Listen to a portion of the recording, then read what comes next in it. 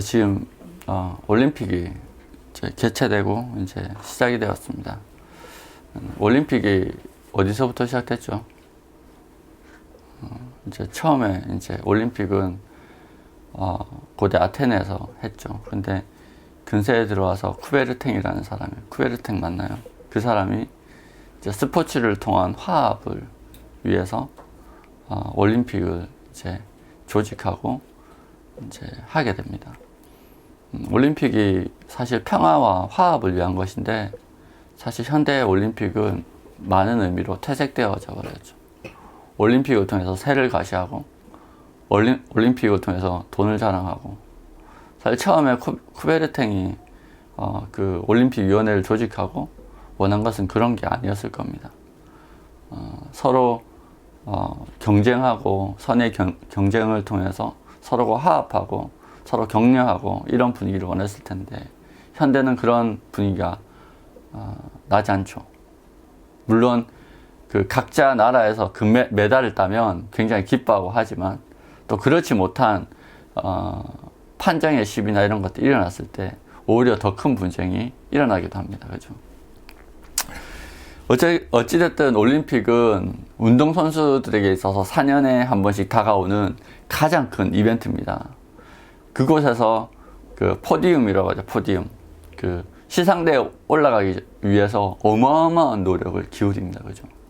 어마어마한 노력과 어마어마한 연습, 그 고통의 시간을 보냅니다. 특히 우리나라 태능 선수촌 가면은 그 예전에 그 레슬링 국가대표 선수들이 이제 해병대 체험을 간 영상이 떴었어요. 근데 어느 정도였냐면 그 힘들다는 해병대 훈련이 그 레슬링 선수들, 국가대표 선수들한테는 너무너무 즐거운 야유회처럼 보이는 거예요. 그 정도로 그 운동선수들의 그 하루 동안 채우는 운동의 양이 어마어마하고 어마어마하게 힘들다는 거죠. 그 정도로 힘을 쏟아서 그 시상대에 올라가게 됩니다. 그럼 사람들이 그들을 보고 환호하죠. 그 자리는 굉장히 영광스러운 자리입니다. 사람들이 원래 그 시상대에 올라가기 전에도 그 사람은, 그 운동선수는, 그 수상할 만한 그 선수는요, 어마어마한 능력을 가지고 있어요. 능력치를 가지고 있어요. 그런데 결정적인 순간에 그 능력을 발휘해서 사람으로부터 영광을 얻습니다. 그렇죠? 영광을 얻습니다. 그래서 사람들이 그 영광을 보기 위해서는 그 영광이 드러나야 돼요. 하나님도 마찬가지입니다. 하나님의 영광도 마찬가지입니다. 하나님의 영광을 드러내지 않는다고 해서 그분이 영광스럽지 않은 분은 아니에요. 그렇지만 그 영광이 드러날 때 사람들은 그 영광을 보고 하나님의 영광을 찬양합니다. 그리고 하나님을 더 깊게 시인하고 믿음의 길로 올라가게 됩니다. 영광은 굉장히 좋은 거예요. 영광은. 왜요? 사람들이 정말 열심히 운동해서 탁월한 성적을 거두어서 탁월한 퍼포먼스를 보여서 높은 자리에 올라간 사람을 시기하지 않잖아요. 그죠? 페어플레이를 했다면 그 사람을 존경하고 그 사람을 부러워하기도 하고 존경하기도 하고 칭찬하고 그 사람을 시기하는 사람이 없어요. 다 인정하지. 그게 진짜 영광이에요. 그런데 억지로 꼼수를 써서 높은 자리에 올라가잖아요. 그러면 그거는 영광이 아니죠. 오히려 욕을 먹습니다. 하나님의 영광도 마찬가지예요. 하나님의 영광도 마찬가지입니다. 하나님 영광 받으실 때 사람들은 하나님께 환호합니다. 하나님께 영광 돌립니다. 하나님을 찬양합니다. 하나님을 사랑하게 됩니다. 그렇게 하나님은 자신의 영광을 드러내셔서 자신의 백성들을 모으십니다. 자신의 백성들이 흔들리지 않도록 붙들어 주십니다. 하나님의 영광이 나타날 때 그 자리에 있는 게 축복이에요. 하나님의 영광은 좋은 겁니다. 그래서 우리가 그 자리에 있기를 고대해야 됩니다. 사실. 근데 그런 사람들이, 현대인들은 현대 교인들은 그런 소망이 별로 없는 것 같아요. 그냥 하루하루 살아가는 것 같아요. 성경에 나오는 수많은 신앙의 인물들이요, 하나님의 영광을 바랍니다. 이스라엘의 회복과 하나님의 영광을 바랍니다. 그 바람과 그 소망을 잊어버리는 순간 우리는 신앙인으로서의 그 삶의 방향을 잃어버리는 거예요. 여러분, 하나님의 영광을 바라는 자들이 되기를 소망합니다. 아멘. 왜 이런 이야기를 하느냐? 오늘 이야기가 그런 이야기예요. 하나님의 영광을 어떤 사람들이 보게 되는가? 하나님의 사람들이 어떻게 하면 하나님의 영광을 보고 즐거워하게 되는가에 대한 이야기입니다. 오늘 딱 보면은 그 예수님의 제자들과 또 마리아와 마르다 자매가 나옵니다. 이 두 자매가 베다니에 살았는데 예수님께 사람들을 보냅니다. 예수님은 지금 어디 있습니까? 오늘 말씀에는 없지만 예루살렘으로부터 빠져나와서 요단강 저편에 요한이 세례 주던 곳에 있어요. 광야에 있는 거죠. 광야가 있는 지역에 있습니다. 요단강가에. 거기서 많은 사람들이 예수님을 믿습니다. 뭐라고 믿습니까? 요한이 와서는 아무 기적도, 아무 이적도, 표적도 행하지 않았는데 이 사람은 많은 표적과 많은 이적을 행했다. 요한이 말한 사람이 이 사람이 확실하다. 그렇게 하면서 예수님을 믿습니다. 그곳에서도 예수님의 사역은 잘 이루어지고 있었습니다. 근데 그때 나사로가 병들었다는, 자기 오빠 나사로가 병들었다는 마리아와 마르다 자매의 소식이 들려오고 살려달라고, 도와달라고 그렇게 사람을 보냅니다. 여러분, 마리아는 어떤 사람입니까? 마리아는 굉장히 예수님을 사랑하는 사람입니다. 아주 많이 사랑했습니다. 오늘 말씀에 보면 마리아는 향유를 주께 붓고 머리털로 주의 발을 닦던 자요, 병든 나사로는 그의 오라비너라. 마리아가 향유를 부었을 때 가룟 유다가 이야기하죠. 저거를 300데나리온을 내팔아서 가난한 자들에게 나누는 게 훨씬 더 좋을 텐데 이야기합니다. 300데나리온은 정말 큰 돈입니다. 큰 돈입니다. 1년 연봉이에요. 1년 연봉. 1년 연봉 정도 되는 돈입니다. 웬만한 사람들의. 그렇게 비싼 값진 향유를 깨어서 쏟아서 예수님의 발에 바르는 거예요. 그렇게 예수님을 사랑하는 사람이었습니다.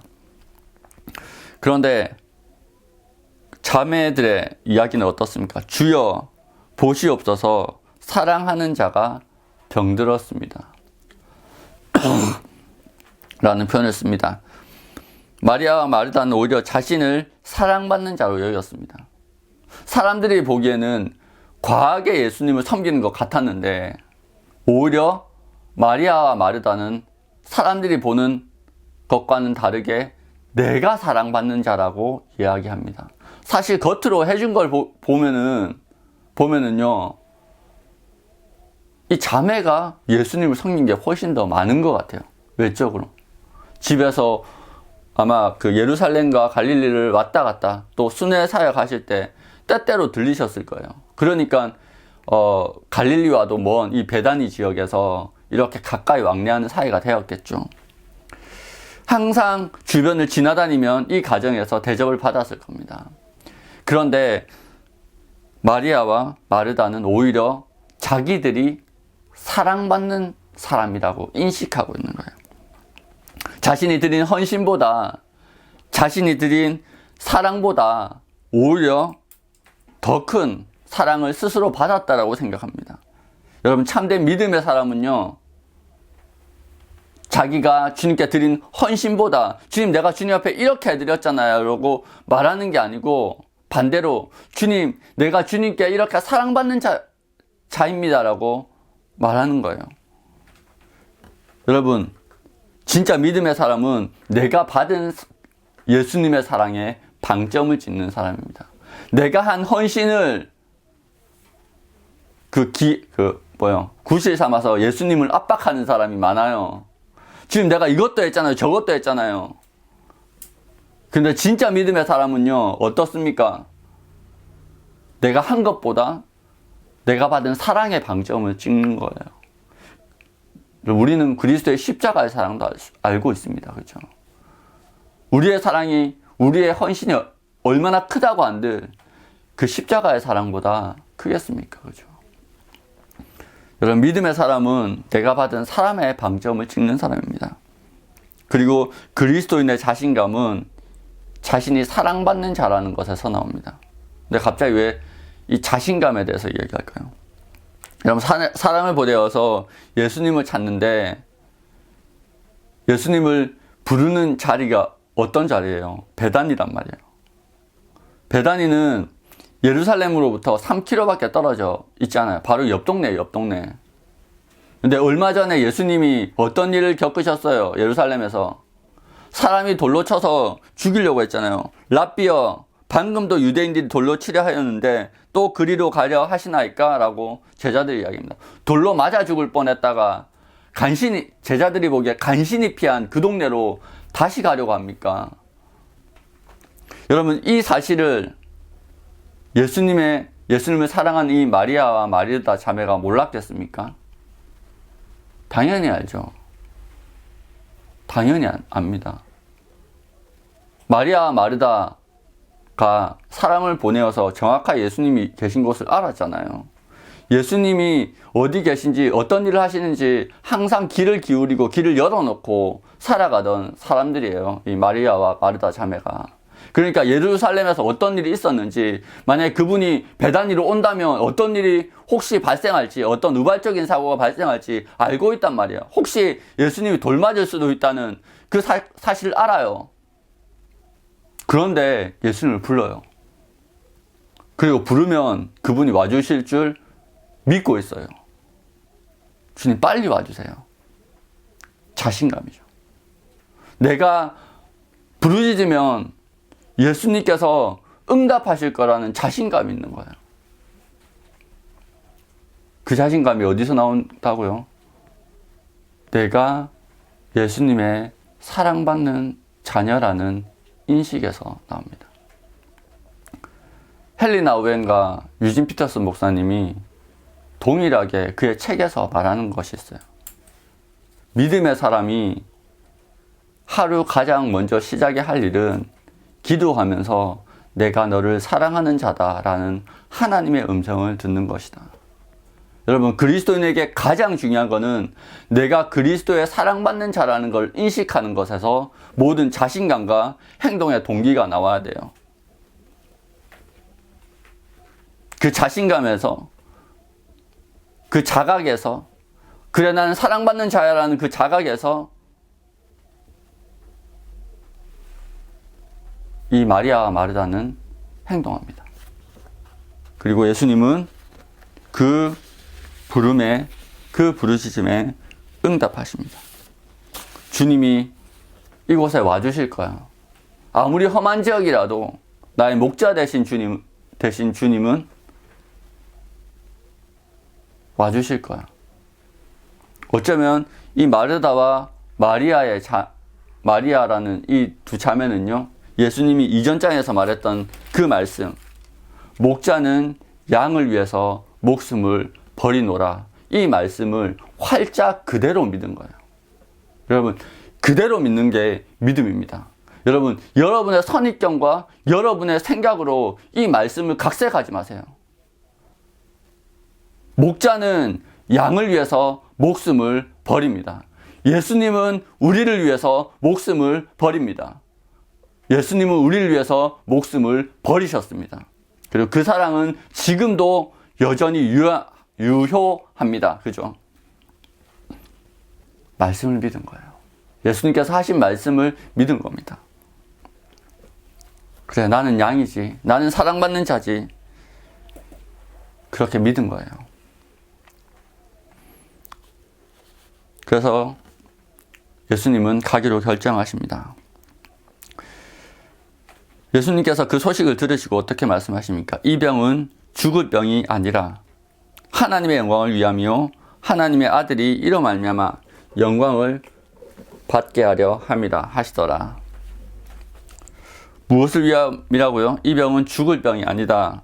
하나님의 영광을 위함이고 하나님의 아들이 이로 말미암아 영광을 받게 하려 함이라. 이곳에 가서 그분의 영광을 나타내실 겁니다. 여러분, 세상에는 여러 죽음이 있습니다. 그렇죠?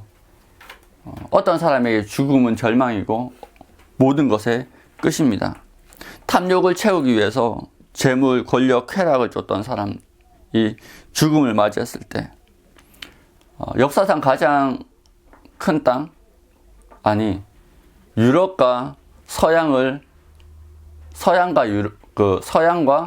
동양을 하나로 묶었던 헬레니즘 문화, 그 헬레니즘 문화를 꿈꿨고 그리고 토대를 닦았던 왕이 누구예요?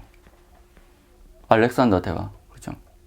마케도니아의 왕자로 태어나서 유럽의 변방이었던 마케도니아의 왕자로 태어나서 동양과 서양을 하나로 아우르는 위대한 제국을 세우려고 했지만 31인가요? 32에 요절하죠. 풍토병 때문에. 그 죽음 앞에 그가 짧은 시간 이루었던 모든 것들은 다 먼지로 흩어집니다. 허무합니다. 또 어떤 죽음은 숭고합니다. 어떤 죽음은 가치가 있고 감동을 주는 죽음이 있습니다. 그리스도의 십자가 죽음, 그리고 그리스도를 본받아 바울처럼 살았던 사람의 순교들. 바울이 이야기하죠.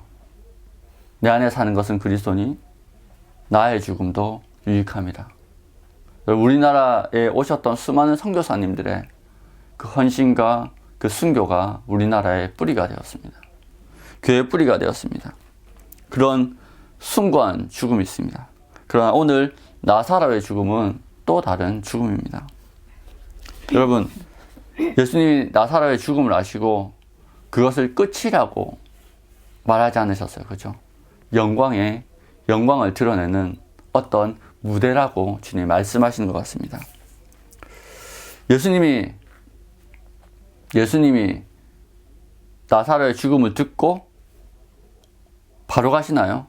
아니면 얼마나 머물고 가시죠?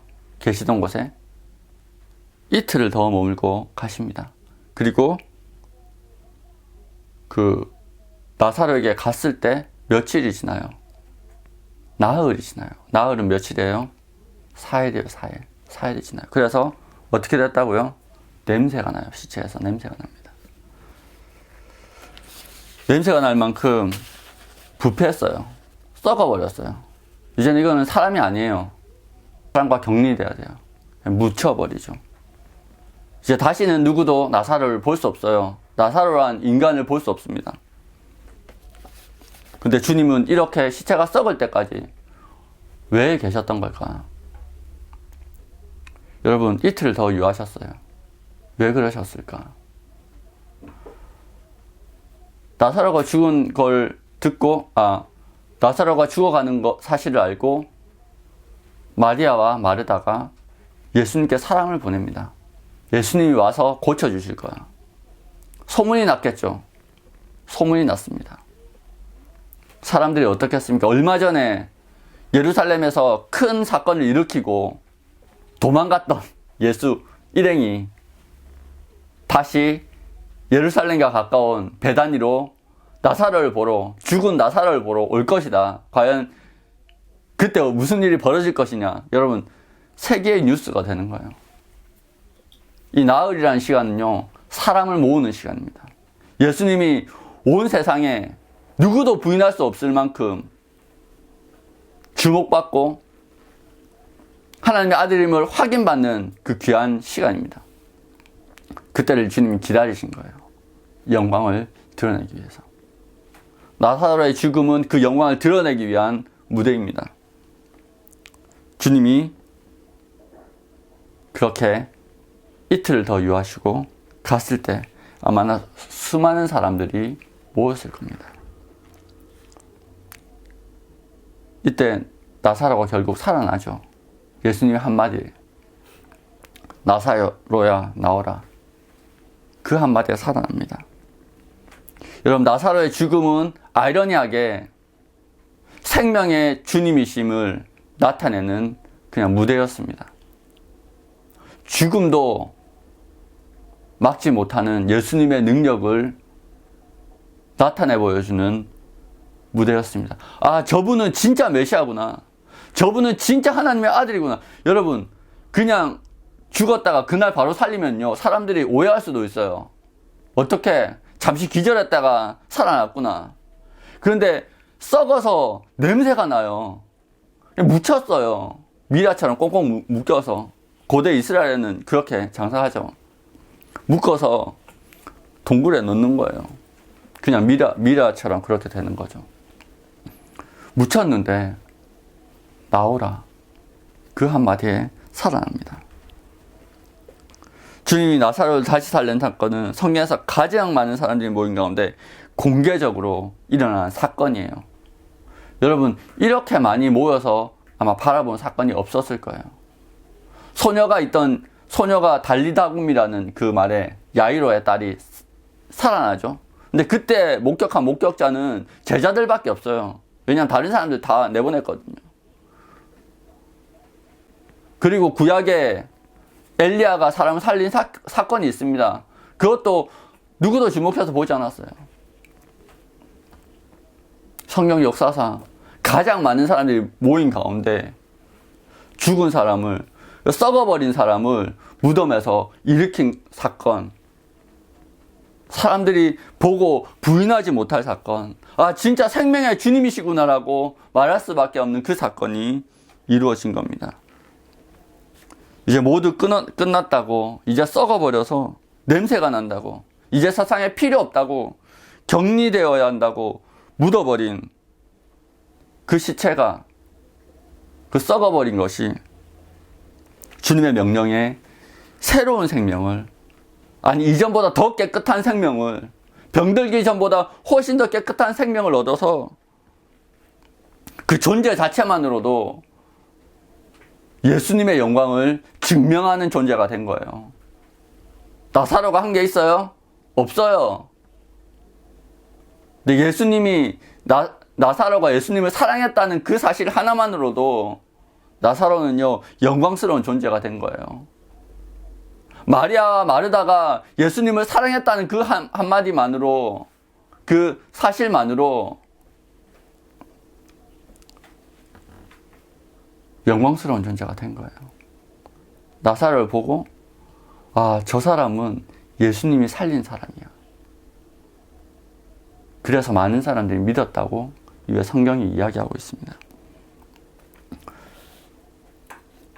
주님이 이렇게 일이 될 줄 알고 있었습니다.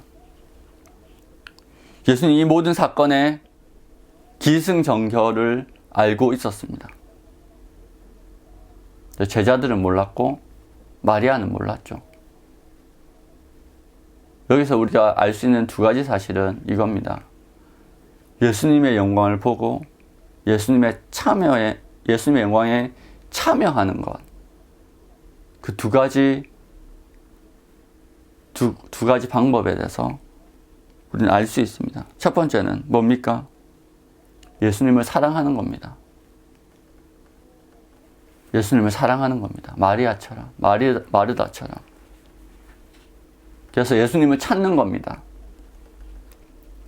그리고 또 한 가지는 제자들은 몰랐어요. 제자들은 그렇게 이야기하죠. 마지막에 16절에 디도모가 다른 제자들에게 말하되 우리도 주와 함께 죽으러 가자 하니라. 가서 어떤 일이 벌어질지 몰랐어요. 그런데 어떤 일이 벌어질지 몰랐어요. 근데 두려움은 있었겠죠. 제자들한테 두려움이 있었어요. 얼마 전에 겪은 일이 있잖아요. 돌 맞아 죽을 뻔한 일이 있잖아요. 우리 죽으러 가자. 근데 죽을 때 죽더라도 주님은 따르고 죽자. 이런 믿음이 있었어요.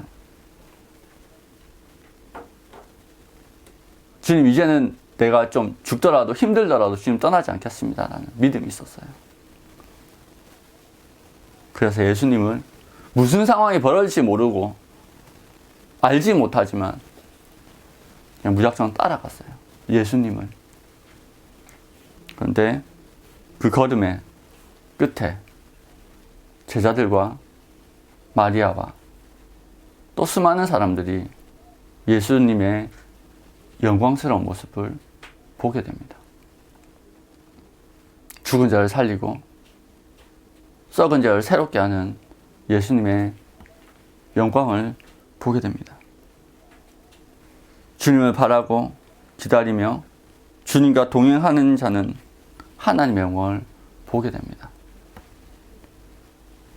여러분, 우리의 어떠함에 있는 게 아닙니다. 하나님의 영광을 경험하는 것은 우리의 어떠함에 있는 것이 아닙니다. 우리의 어떤 약점이 있다고 주님의 영광을 보지 못하는 건 아니에요. 그런데요, 주님의 영광을 보면은요, 변합니다. 주님의 영광을 경험하면 변합니다. 그래서 그 경험이 중요해요. 그리고 주님은 그것을 경험하도록 그의 제자들, 그의 사랑하는 자들을 모으십니다. 와서 보라. 우리가 그 자리에 있기를 원합니다. 또 우리가 그것을 경험하기를 원합니다. 주님을 사랑하고 이해되지 않지만, 또 알지 못하지만, 때로는 두렵지만, 그래도 하나님, 예수 그리스도를 떠나지 않고 그분의 법대로, 그분의 말씀대로 순종하고자 하는 자들, 주님이 절대로 그냥 빈손으로 보내지 않는다는 것을 믿으시기 바랍니다. 히브리서에서 뭐라고 이야기해요? 그분을 찾는 자에게 상 주신다고요. 상 주시는 이심을 믿어야 지니라. 그 사실을 믿고 오늘도 순종하고 주님을 바라고 소망을 가지는 주님의 귀한 자녀들 되었으면 좋겠습니다. 기도하겠습니다.